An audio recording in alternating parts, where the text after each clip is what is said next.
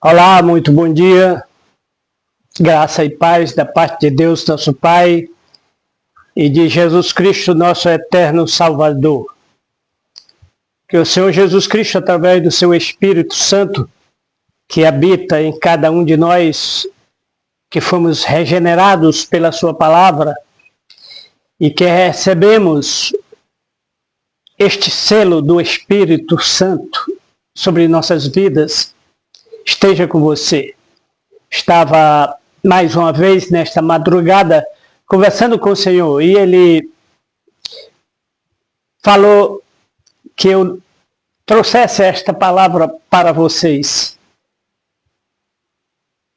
E o Espírito me constrangiu a trazer essa palavra, porque nem sempre, querido, estou disposto fisicamente, né, com a minha cabeça, com a minha saúde abalada, mas o Senhor tem me constrangido a permanecer fiel como atalaia de Cristo. Os irmãos sabem, eu tenho falado em Miqueias, profeta Miqueias, que foi tirado do campo da agricultura para denunciar o pecado do povo de Deus. Então o Senhor me revelava aquilo que Miqueias diz aqui no capítulo 1, querido, capítulo 1 de Miqueias e verso 8, ele diz assim: por isso lamentarei, por isso vocês lamentarão, ou lamentareis e uvairei, e andarei despojado e nu. Farei lamentação como de dragões, pojado e nu. Farei lamentações como de dragões e pranto como de avestruzes. Eu não sei como é o pranto de avestruzes ou como a lamentação de dragões, né? Que a gente só vê em filmes. Mas deve ser triste quando o dragão perde o seu filhote, né? Ele sai lamentando e matando todo mundo, jorrando fogo pela boca. Porque a sua chaga é incurável, porque chegou até Judá, estendeu-se até a porta do meu povo, até Jerusalém. Não os anuncieis em Gate, nem choreis muito. Revolve-te no pó, em Bet-Leafra. Passa, ó moradora de Safi, com nudez vergonhosa. A moradora de Zaanã não saiu. O pranto de Bet-Ezel receberá de vós a sua morada, porque a moradora de Marote teve dor pelo bem. Teve dor pelo bem. Porque desceu do Senhor o mal até a porta de Jerusalém. Então o profeta denuncia que o mal desceu e que foi permissão do Senhor. Mas Miqueias depois vai falar aqui no capítulo 5 de Miqueias, querido. Capítulo 5 de Miqueias, ele vai dizer o seguinte: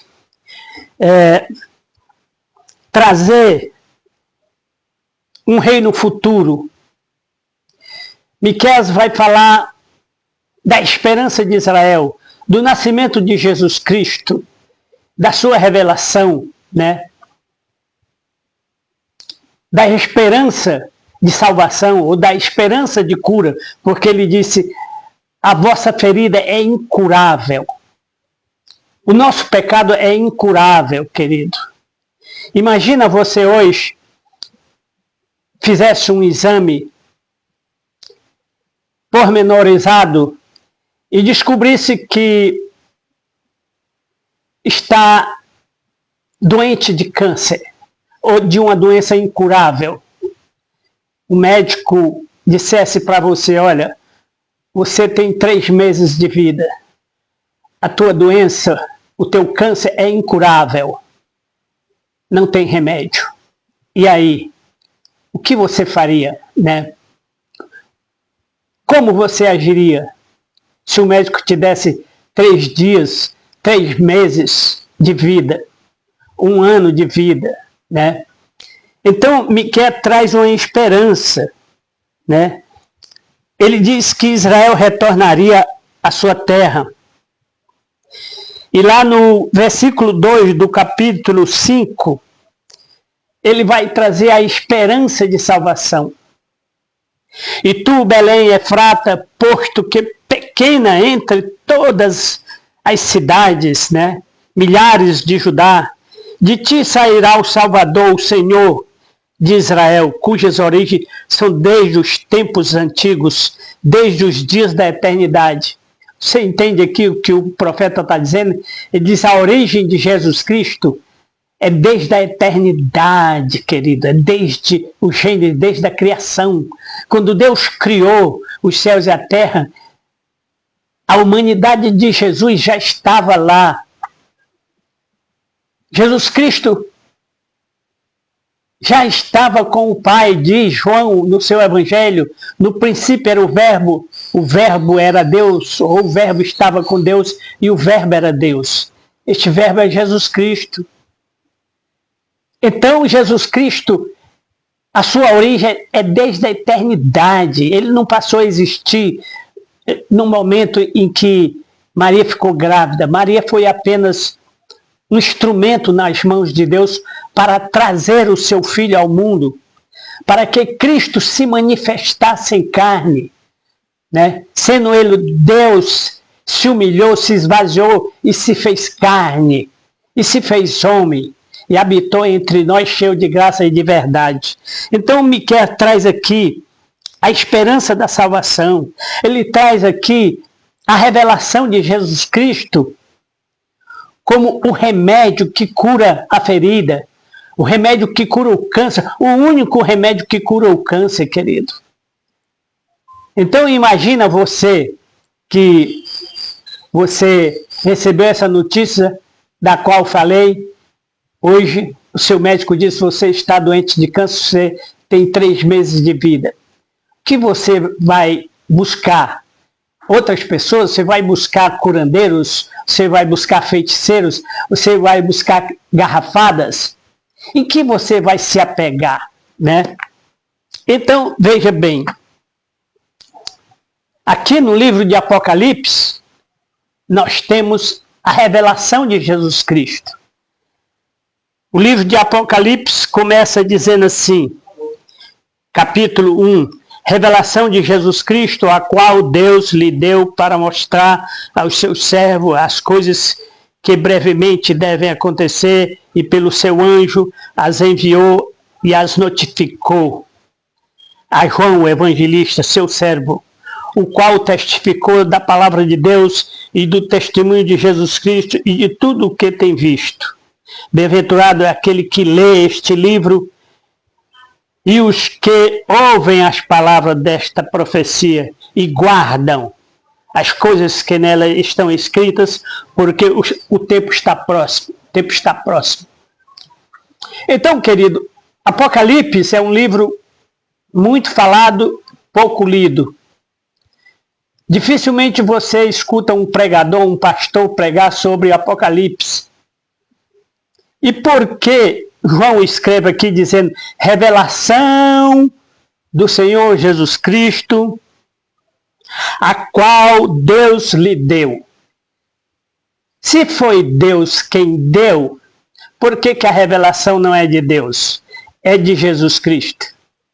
Lá no Evangelho de João, Jesus Cristo disse, quando os discípulos interpelaram sobre a sua volta, quando aconteceria a grande tribulação, aqueles sofrimentos, etc. Quando será isto, Senhor? E o Senhor Jesus disse, olha, nem aos anjos, nem ao Filho isto é reservado, mas somente ao Pai. Você entende agora porque Jesus diz, esta revelação depende unicamente, exclusivamente do Pai. E aqui João vai dizer, revelação de Jesus Cristo que Deus, o Pai, lhe deu. Por isso Jesus Cristo diz que naquele momento não era mistério revelar os tempos da sua volta, de quando aconteceria a grande tribulação, a ressurreição dos mortos, etc. Isto está reservado ao Pai. O Pai que no seu tempo revelará. Então, como eu dizia, você hoje fez um exame, foi ao seu médico e o médico revelou que você está com câncer. E este câncer é incurável, como diz Miqueias. A ferida é incurável, o seu pecado é incurável. E você vai dizer assim, mas você está falando de quê? De doença ou de pecado? Estou falando de pecado. Estou usando uma analogia. O nosso pecado é incurável, querido. João vai dizer na sua primeira carta, se dissermos que não temos pecado, somos mentirosos, a verdade não está em nós. Mas se confessarmos os nossos pecados, Ele é fiel e justo para nos perdoar e nos purificar de toda injustiça. Então, você dirá, mas eu já estou salvo, eu levantei a mão, aceitei Jesus, eu fui batizado nas águas, eu falo em línguas, eu prego a palavra, eu sou presbítero, eu sou diácono, eu sou pastor. Tem certeza que você está salvo?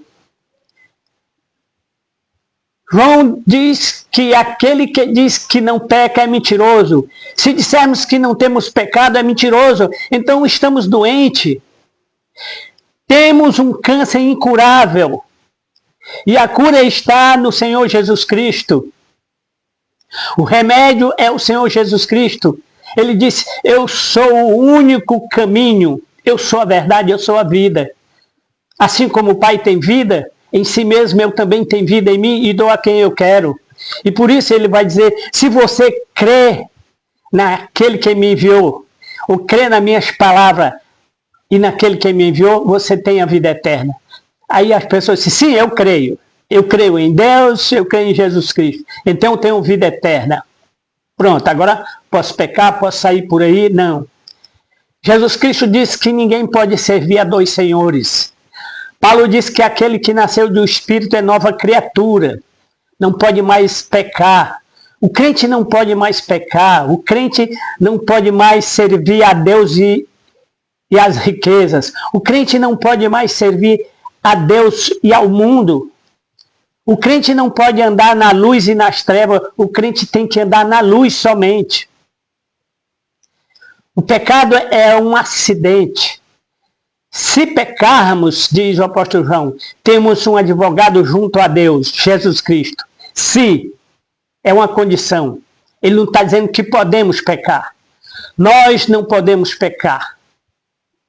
Nós temos que andar na luz. Nós temos que ser honestos. Paulo disse, aquele que roubava, não roube mais. Aquele que mentia, não minta mais. Aquele que adulterava, não adultere mais. Aquele que enganava, não engane mais. Então devemos andar na luz, assim como ele está na luz. Devemos ser luz, como Jesus disse lá em Mateus, vós sois a luz do mundo. E não se acende uma luz para colocar embaixo, mas em cima. Então o crente é luz, o crente é sal. E o crente tem que andar com Jesus Cristo. Paulo escrevendo na sua carta aos Colossenses, ele diz, nós fomos chamados não somente para crermos nele, mas para sofrermos por ele. Então, querido, essa questão de muita gente achar que está salvo, que está na igreja, aquele jovem que chegou a Jesus Cristo e disse, Senhor, bom mestre, que farei para ser salvo? E ele disse, conhece os mandamentos? Eu sei, eu estou na igreja, eu conheço todos os mandamentos desde criança, etc. E Jesus disse, você não está longe, está perto. Vai lá, vende o que tu tens, vem, segue-me e te darei um tesouro no céu. Então veja que Jesus disse que ele está perto, não está longe. Ainda não está salvo, mas ele está perto de ser salvo. E Pedro vai falar sobre isso, que a nossa salvação está sendo guardada nos céus por Jesus Cristo e em breve se manifestará a todos aqueles que creem, que guardam, que amam, como Jesus disse, se vocês amarem os meus mandamentos e guardarem, nós viremos e faremos morada em você. Então, querido, essa questão de ter a vida eterna, como um certo pastor disse. Não, Jesus Cristo disse, tem a vida eterna. Crê, tem a vida eterna. Pronto. Você creu, você tem a vida eterna, não é terá. Mas por que Paulo diz que nós devemos desenvolver a nossa salvação? Desenvolvei a vossa salvação com tremor e temor. Andai no Espírito. Se vocês vivem no Espírito, andem também no Espírito. Então, se eu vivo no Espírito de Deus, eu devo andar no Espírito. Querido, ser santo não é somente ir à igreja, jejuar, orar e pagar o dízimo. Então, tem pessoas que lá na igreja, no culto, é santo. Mas na segunda-feira, vai para o trabalho, é um demônio. Egoísta, prepotente, arrogante, né? Desonesto, mentiroso. Então, se eu sou santo aqui, eu devo ser santo lá no mundo, lá fora. Se eu sou santo na igreja, eu devo ser santo na praia, no comércio, no trabalho. Onde quer que eu for, eu tenho que ser santo, eu tenho que mostrar a minha luz, eu sou luz. Então, eu não posso ser somente santo dentro da igreja. Então, há aqueles pregadores, cantores que diz que são levitas de Deus e são santos somente dentro da igreja, na hora do culto. Quando sai, nem conhece ninguém, são orgulhosos, prepotentes, altivos, soberbos, né? Amantes de si mesmo, como diz Paulo, mais amantes do prazer do que de Deus. Então, querido, ser santo, como diz Apocalipse, João diz, aquele que é santo, continue se santificando. Eu sou santo hoje, amanhã serei mais santo. Eu sou santo aqui na minha casa, eu sou santo lá fora. Eu não posso ser santo somente na igreja. Aí quando eu chego dentro de casa, eu sou um demônio para minha esposa, para o meu... Não, eu tenho que ser santo muito mais na minha casa do que na igreja. Eu tenho que ser santo aqui, ser santo na igreja, ser santo no mundo, ser santo na praia, ser santo dentro do ônibus, viajando no coletivo. Quando alguém me insultar, eu devo mostrar a santidade, o outro lado, como Jesus disse, dá a outra face.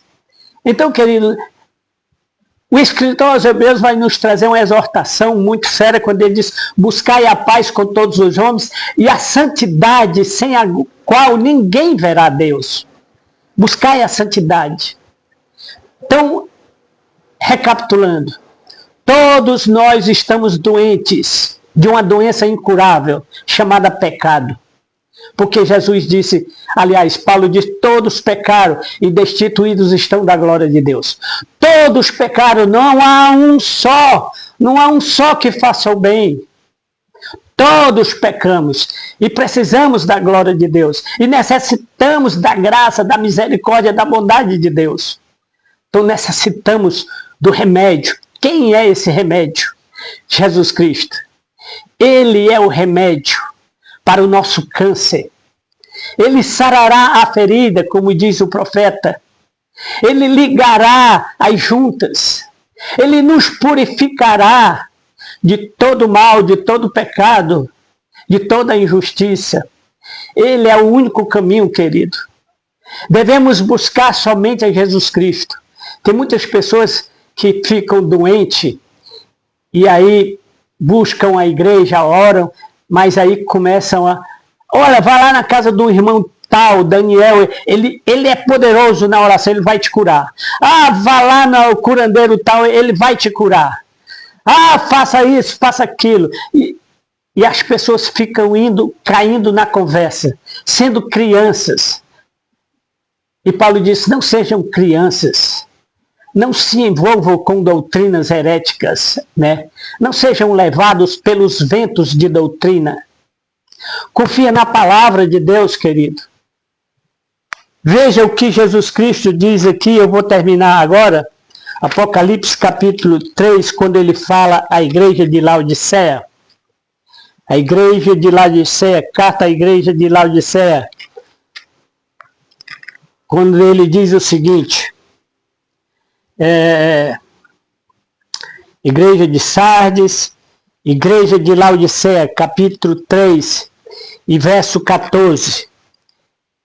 uma séria exortação que Deus nos faz hoje. Veja que o Apocalipse vai dizer assim, revelação do Senhor Jesus Cristo que Deus deu a João para revelar. Então nós temos a revelação de que nós estamos doentes, de que nós precisamos de cura, de que nós temos que andar na luz, de que nós devemos ser santos. Assim como Ele é santo, nós devemos ser santos. E no capítulo 22 de Apocalipse, João diz assim, aquele que é santo, continue se santificando. Aquele que é justo, continue praticando a justiça, querido. Então, se você é santo, continue se santificando. Se você é justo, continue praticando a justiça. Então, ele diz aqui a igreja que somos nós. Ele está dizendo assim, ao anjo da igreja que está em Laodiceia, escreve, isto diz o Amém, a testemunha fiel, a verdadeira testemunha que é Jesus Cristo, o princípio da criação de Deus. Aquilo que Miqueias diz, desde o princípio Jesus Cristo já existia. E tu, Belém Efrata, revelará o Salvador, que existe desde o princípio. E Apocalipse aqui vai concordar. Aquele que é a testemunha fiel, que é verdadeiro, ele é o princípio da criação de Deus. Eu sei as tuas obras, e sei que tu nem és frio nem quente. Tomara que tu foras frio ou quente. Mas assim, porque és morno e não és frio, e nem quente, vomitar-te-ei da minha boca. Então Jesus Cristo está dizendo, quem me dera que você, crente, ou você é quente ou você é frio. Você só não pode ser morno. O que é ser morno? É ser falso. Você é quente na igreja e lá fora você é frio. Então você quer ser as duas coisas, ou seja, você é morno. Você nem é quente e nem é frio. Você é morno. O morno é aquela pessoa falsa que diz que é crente, na igreja é santo, mas quando chega lá fora no mundo, ele é um demônio. Ele é desonesto, ele é mentiroso, sabe? Ele é enganador. Ele é falso. É arrogante, prepotente. Então, Jesus está dizendo, quem me dera que você fosse frio ou quente. Mas você é morno, você é falso. Na igreja você é uma coisa, lá fora você é outra coisa. Então você não é crente. Você é mentiroso. Como diz João, aquele que disser que não tem pecado, que não peca é mentiroso, a verdade não está nele. E como eu disse, você talvez diga assim, não, mas eu estou salvo, eu estou curado. Tá mesmo? Pois se você está curado, continue se curando. Você é santo, continue se santificando.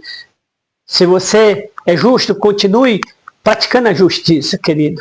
Porque em breve o Senhor se manifestará do céu e revelará quem somos nós, se somos quente ou frio, ou se somos morno.